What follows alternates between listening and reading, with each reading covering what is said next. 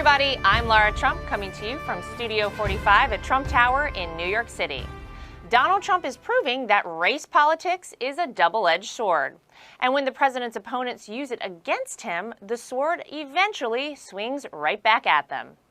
Joining me to discuss the most important tweet in history and more is the author of Win Bigly and the Dilbert comic creator, Scott Adams. Scott, we love you joining us, so thank you for being back with us again. Thanks for having me. All right, so President Trump used a tweet to call out radical Democrats for their hatred of America and their support of socialism. Now, you call him the troller-in-chief. Tell us what's going on with all of this. Well, one of the things the president loves to do, and he does it better than anybody has ever done it, maybe anybody ever will, which is he's not so much concerned about the details of the facts as long as he's heading in the right direction. And he loves to move energy and attention where he wants it. So by moving all of the energy and all of the attention in the country, it's all anybody's talking about, it seems like, to the question of the squad and whether or not their views are compatible with American everything. Yeah. That question is what everybody has to think about now. It's where all the attention is. It becomes the brand of the Democrats, whether Nancy Pelosi likes it or not. So while we're all discussing the actual words he picked and, was he joking? Was he literal? None of that matters. What matters is everybody's focus is exactly where he wants it, to the point where I saw a Jake Tapper tweet that said that even the Democrats are saying, darn it, he won this round. Well, and that's, by the way, from Jake Tapper. Forget it. I mean, that's incredible to hear that. Now, you say the Democrats and the media translate from English into racist, but you translate from English into New Yorker trash talk. Tell me what you mean by that. Yeah, there's a lack of understanding that there is a New York personality, right, and it doesn't play the same everywhere. And so there is a consistency to the president's trash talking, that he goes a little bit further than you think other people should or that a president should. But if you grew up in New York, it just looks like talking. So when somebody says, why don't you go back home, and if you learn something, come back here and teach us, that doesn't sound the same to a New Yorker. That, right. Not everybody's the same, of course. I'm making a gross generalization. But I grew up in upstate New York, and when I hear that, I just laugh and say, it's not literal. He doesn't want anybody to leave, per se. It's just about their values and do they match up, etc. So certainly if he had said, why don't you leave and never come back, even my eyebrow would go up and say, well, that sounds a little bad. But when you add the funnier part, which is once you figure it out there, come back and teach us how you did it, that should have signaled to everybody not to take this too seriously. Yes, but again, we're dealing with Donald Trump, with the president, and we know that his critics, Scott, will go out of their way to analyze every single word, every syllable, every part of everything he does. But I think it's actually backfiring on them, because a new Rasmussen poll shows that there is a surge in people who believe the president's critics are using the race card for political gain against him at 49%, and that's up from 43% in a previous poll. I mean, don't you think this is showing that more Americans are rejecting race politics? Aren't we so sick of this already? Yeah, to use a television term, I think we've jumped the shark, meaning that we've taken a thing that had some value, which is calling each other on potentially racist stuff. Always good. It's good that society is checking each other. We don't go too far. But once you've got AOC criticizing Pelosi for being a little bit racist, and maybe Kamala Harris suggesting that Joe Biden might not be quite as racially, let's say, correct as he should be, I think the entire country just looked at that and said, oh, that's a little bit too far. Right? And they've taken the power out of it. Yeah. And I think at this point, it's nothing but ridiculous. And, keep in mind that during however many days we've been talking about this tweet, how many actual news stories of actual real life discrimination, bigotry have happened? Right. I haven't seen any. I think that the actual news is somewhat empty. And we're living in what I think will be called a golden age eventually. Maybe we need some distance probably from the politics, but the fact that this is the major story, you can't get better than that. You know, if I had to pick a future, it would be, hey, how about the biggest problem we have is somebody's choice of words in a tweet? Oh, right. That's a great point. Nobody ever says that, but you're exactly right. I mean, that things are going pretty well when that is the news of the day, all day, everywhere. But I never thought of it like that, but that is actually a great point. All right, so at a spirited Trump rally, as we know they always are, in Greenville, North Carolina, my home state, the president talked about the so-called squad of freshman House Democrats. Let's see what he said. When you see the 4 congresswomen, oh, isn't that lovely? So Representative Omar blamed the United States for the terrorist attacks on our country, saying that terrorism is a reaction to our involvement in other people's affairs.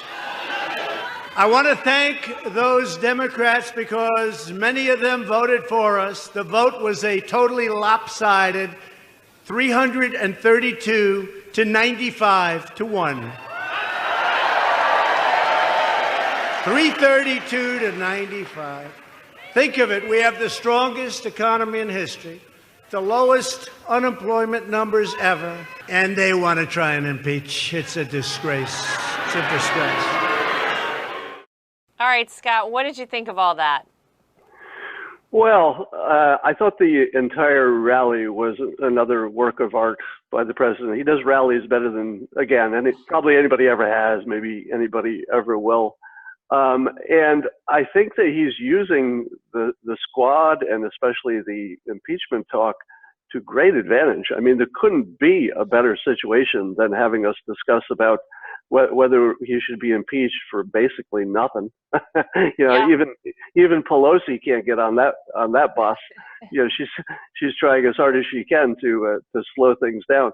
So the president has managed to divide the Democrats with one risky tweet. I think probably 85 to 90% of the world would have said, you know, maybe you shouldn't send that tweet. You know, maybe pull it back, be a little less dangerous or provocative. But his instincts once again proved that he knows how to move the needle. He knows how to move people's minds. He knows how to just cause complete consternation in the Democrats. So it's possible. It's too early to say this, but it's possible he ended the 2020 election with one tweet.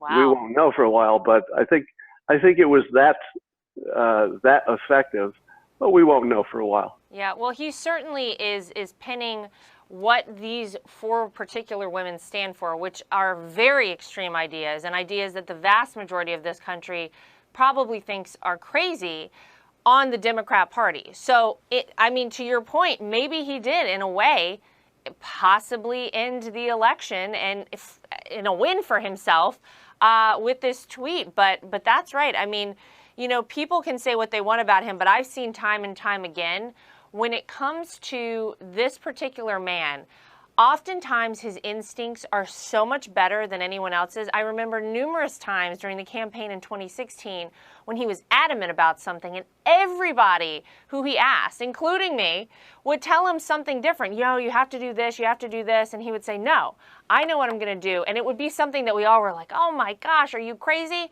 And it always worked out. He was always right. And had he listened to any of us, it wouldn't have worked out quite so well for him. So he does have incredible instincts, and we will have to see how this all plays out. But I think it is very interesting how one man can just usurp all of the energy and all of the media attention and everything.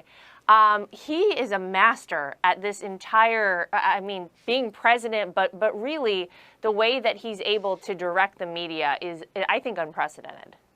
Yeah, and the funniest thing about it is that one of the criticisms he's been getting for years is that he's thin-skinned and he's bothered by criticism.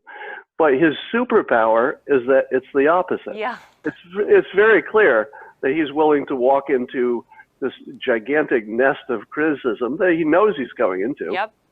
He does it intentionally because he puts the energy where he wants it. And I've probably never seen anybody who could handle criticism at the level that he handles it. And it just seems to wash right off. He just doesn't care. Yeah, he's amazing. So, Scott, it seems like the Democrats can't make up their mind when it comes to Nancy Pelosi. We had 1 week where she was exiled from the squad because she had gone against something that they said. They had thrown her out. Then all of a sudden, with one tweet, the president brings them back together, and the Democrats are all a party together with these very radical, very far-left ideas now based around the squad. What are your thoughts about the way this all played out? Well, I love the fact that they have to know that there's a puppet master who's controlling their inner fights and their non-inner fights. And so that must be making them crazy. But the fact that the president can so easily divide them, all he has to do is take a side with either side, and the other has to go against him. So he's got this perfect setup where he can go play in their sandbox, and they don't have the same option with him because the Republicans are, I think, the most unified they've ever been in the history of Republicans. Yeah. I'll need a fact check on that, but I think it's true. So he's invulnerable for the same attack because the Republicans are pretty much in line. But man, can he have fun with their divisions, and he's doing it. And I always say this about him. I don't think everybody understands the power of the show. That's what I call it. So he's blended his entertainment skills with politics, with business, with all the other stuff he has. And he can put on a show like nobody can put on a show. And they just can't match that. Yep. Oh, well, there will never be another one like him. There's never been one before him. There will never be another one like him. But he certainly is a master. And in this case, it seems like he's a puppet master of sorts. Yes. Well, I think it'll become very clear as time goes on and as we see all of this play out within the Democrat Party, exactly who will lead the pack there, how they're going to try and bring back their image, because their image now, thanks to the president, is right alongside these four congresswomen. So we have a lot. There's no lack to talk about these days, Scott. And as always, we really appreciate you being here with us and giving us your thoughts. Thank you so much for having me. As the American people reject race politics more and more, President Trump will continue to call out anyone, regardless of race, color, or creed, when they express hatred for America and support for socialism. That's the real news for today. I'm Lara Trump from Studio 45 at Trump Tower in New York City. Thanks for joining us, everybody.